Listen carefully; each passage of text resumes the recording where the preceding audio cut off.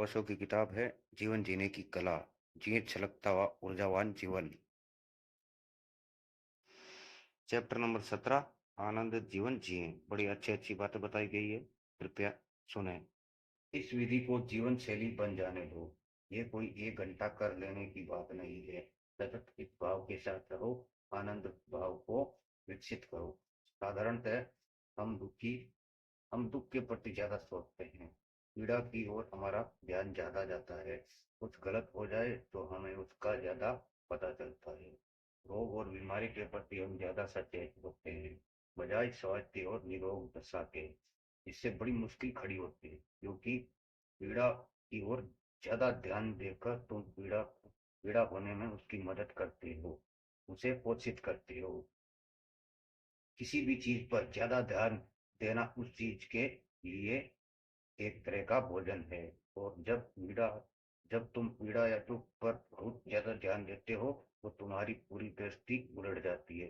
ये लगता है कि जीवन तो जीने योग्य ही नहीं है।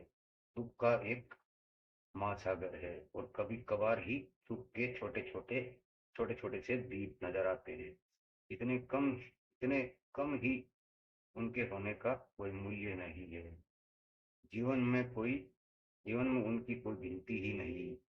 ये ऐसे ही हैं जैसे कोई गुलाब की झाड़ी के पास जाकर कांटे गिनने लगे, और गिने गिनने चलोगे तो बहुत कांटे पाओगे। फिर ऐसा व्यक्ति फूलों में विश्वास ही छोड़ देगा। इतने कांटों के बीच भला फूल संभव हो सकते हैं?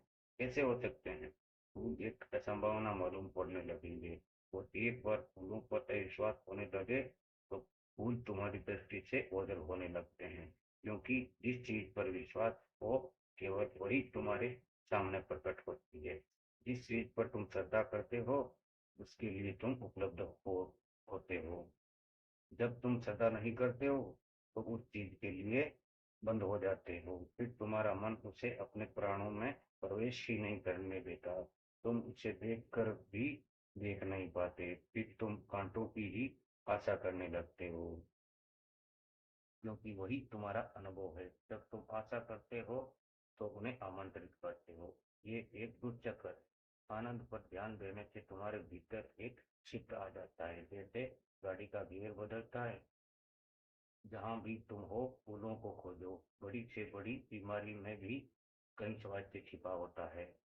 याद रखो कि एक स्वस्थ व्यक्ति भी बीमार पड़ सकता है। कोई मुर्दा तो बीमार नहीं पड़ सकता। कभी ऐसा सुनने में आया है? याद रखो कि जीवन बीमारी से बहुत बड़ा है। जब बीमारी जीवन से बड़ी हो जाए तो तुम मर जाओगे। लेकिन हम स्वास्थ्य की ओर देखते ही नहीं। छोटी सी चीज सर दर्द, और तुम उन सब आशीषों को भूल जाते हो जो जीवन तुम पर बरसा रहा है। सिर दर्द छोटी सी चीज तुम्हें इतना दुख दे जाती है क्योंकि तुम उसकी ओर बहुत ध्यान देते हो। बहुत ज्यादा ध्यान देने से पीड़ा बड़ी हो जाती है, कई गुना हो जाती है। वह इतनी बड़ी हो जाती है जितनी वह है ही नहीं। तो जब तुम्हें सिर दर्द हो तो याद रखो कि शरीर के इतने हिस्से हैं जो पीड़ा में नहीं है। अचानक तुम पाओगे कि सिर दर्द छोटा सा रह गया है, उसका कोई अस्तित्व ही नहीं रह गया है। एक बार तुम्हें लगने लग जाए कि उसका कोई अस्तित्व ही नहीं, तो वह मिट जाता है। जो तुम्हारी दृष्टि से ओझल होने लगता है, क्योंकि तुम्हारा ध्यान अब कहीं और जाने लगा। तुम्हारी ऊर्जा ने उसे पोषण देना बंद कर दिया। यह आध्यात्मिक जीवन की कुंजियों में से एक है। कोई वर्षों से तुम्हारा मित्र है और एक दिन उसने तुम्हारा अपमान कर दिया और सारी मित्रता खत्म। फिर तुम नहीं गिनते ही नहीं कि उसने फिर तुम गिनते ही नहीं कि उसके द्वारा कितने आशिष तुम पर बरसे।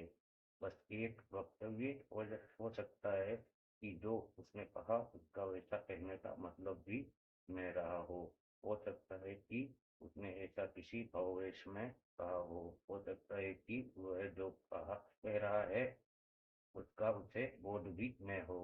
और हर किसी के जीवन में अंधेरे क्षण तो आते ही हैं, लेकिन तुम पूरा समन, पूरा प्रेम, पूरी मित्रता, सारे सुंदर क्षण भूल जाते हो।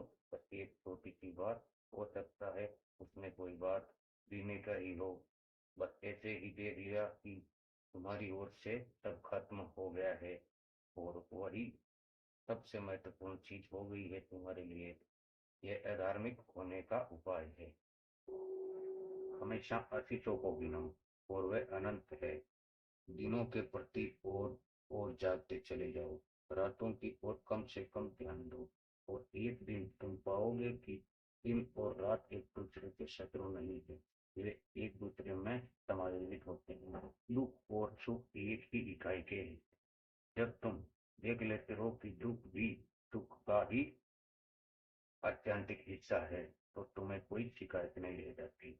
इससे ही मैं प्रार्थना करता हूँ, जब कोई चित्त बिना किसी शिकायत के होता है, तो एक अहोभाव उड़ता है। फिर तुम परमात्मा को मानते हो या नहीं, नहीं मानते, इससे कोई फर्क नहीं पड़ता। वह अहोभाव कि जीवन अच्छा है, कि तुम सुखी हो, तुम आनंदित हो, कि तुम्हें जीवन का अवसर मिला है। तुम सुखी हो कि जीवन में चांद है, तारे हैं, फूल है, नदियां है, पहाड़ है, योग है। तुम सुखी हो कि तुम सुखी हो कि इतने तुम पर आशीष बरसे हैं। यही प्रार्थना है। इसी क्षण से अपनी चेतना में यह परिवर्तन ले आओ, पूरी जीना शुरू करो, और तुम पाओगे कि हर क्षण अनंत अनंत फूल बरस रहे हैं। और God is not for sale.